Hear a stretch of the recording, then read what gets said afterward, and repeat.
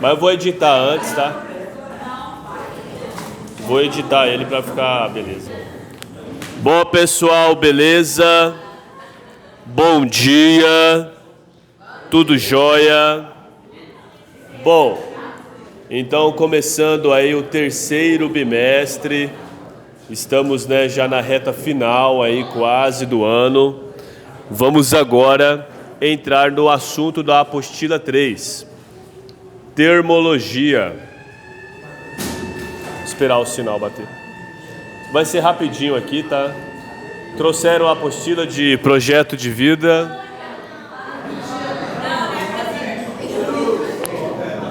Tem que trazer. Não veio? Então, ó, primeira tarefa nossa do bimestre, né? Responder essas perguntas, cujas respostas estão no livro 3. O que você entende por temperatura? Temperatura é um conceito que está muito comum, né, no nosso cotidiano, através dos noticiários. Às vezes você fica com febre, muda a temperatura do seu corpo. Então é um conceito físico que os senhores estão sempre lidando com ele, tá? Qual ou quais unidades de temperatura você já ouviu falar, que você conhece? Toda grandeza física tem uma unidade de medida, ok? Temperatura é uma grandeza física cuja unidade de medida, a mais comum aqui para nós, é o grau Celsius, né? No norte, né, nos países que falam língua inglesa, é o grau Fahrenheit. E na ciência, no geral, é o Kelvin. Então, temperatura pode ser medida ou Celsius, ou Fahrenheit, ou Kelvin. Vamos aprender a converter entre essas unidades. 3. Se uma pessoa diz que o ambiente está quente, isso serve de uma afirmação absoluta? Então, olha só. Cada pessoa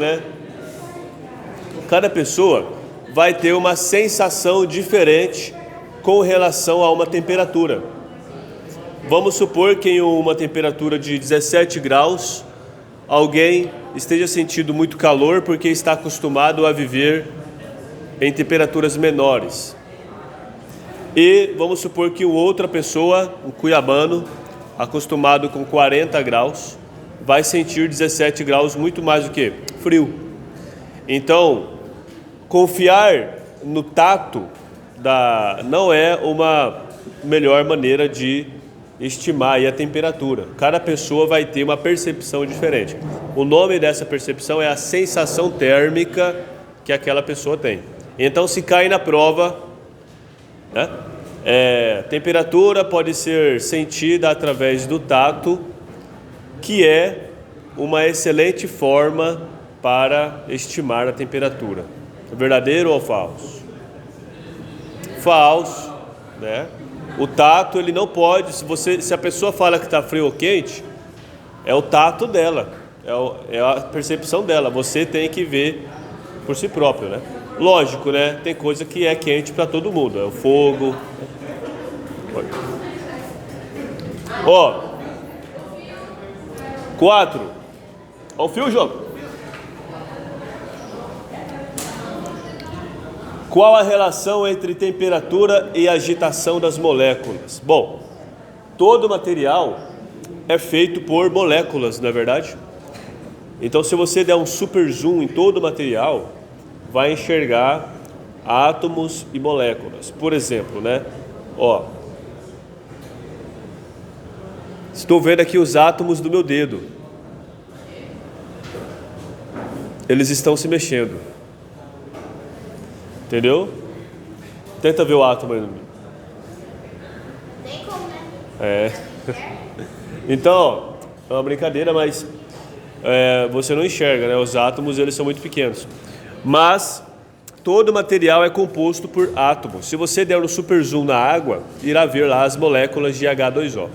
Essas moléculas de água, elas não estão paradas. Elas ficam em movimento. Quando você vai esquentar o café, vocês fazem café de manhã? Não. Quando vocês colocam a água na chaleira para esquentar, com o passar dos minutos a água começa a se mexer. Então isso quer dizer o quê? Que as moléculas estão se mexendo com mais energia. Então existe uma relação entre temperatura e a agitação das moléculas. Quanto maior a temperatura de um corpo, de um líquido, quer dizer que mais agitadas as moléculas estão. Tá bom? Beleza. Quanto maior a temperatura, menor a agitação das moléculas. Verdadeiro ou falso? Falso, né, moçada? A gente acabou de falar. Né? É o contrário. Quanto maior a temperatura, maior é a agitação das moléculas. 6. O que é equilíbrio térmico?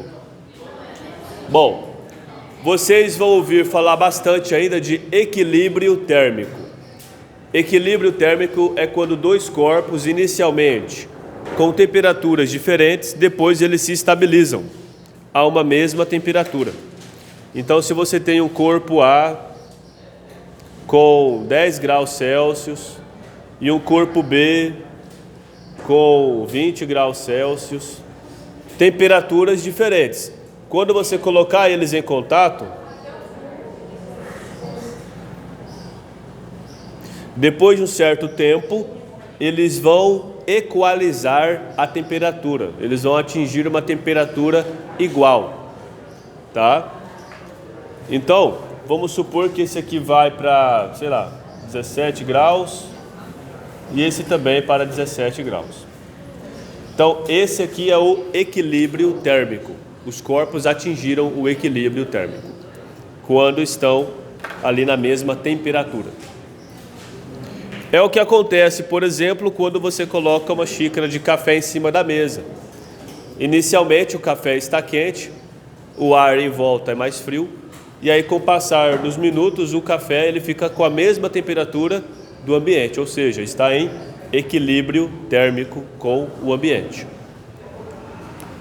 Bom, qual é o instrumento usado para medir temperatura?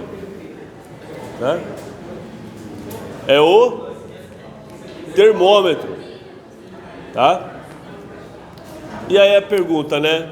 O termômetro consegue medir a temperatura como? Tá? Usando esses conceitos que nós acabamos de dizer. Deixa eu adiantar aqui, ó. O termômetro, será que o termômetro ele fica medindo a agitação de cada molécula do material?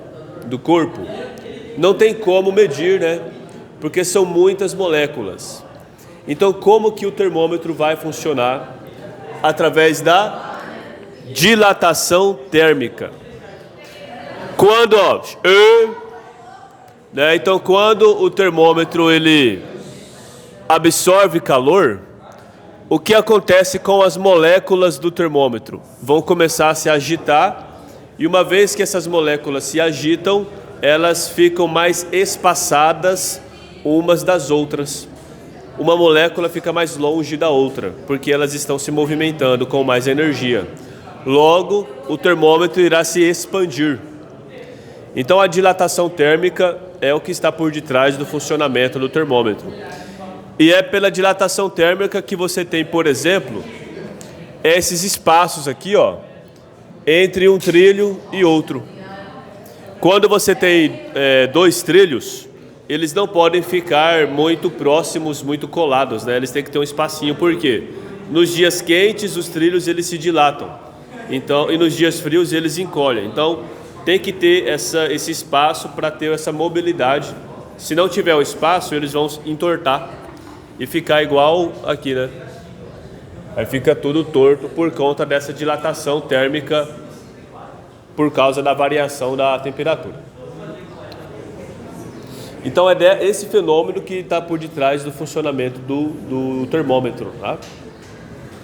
Então, se perguntar na prova, o termômetro funciona com base em qual princípio físico? Você vai lá, dilatação térmica. Pois quando o termômetro absorve temperatura, as moléculas do mercúrio vão se agitar com mais energia e o mercúrio vai se dilatar.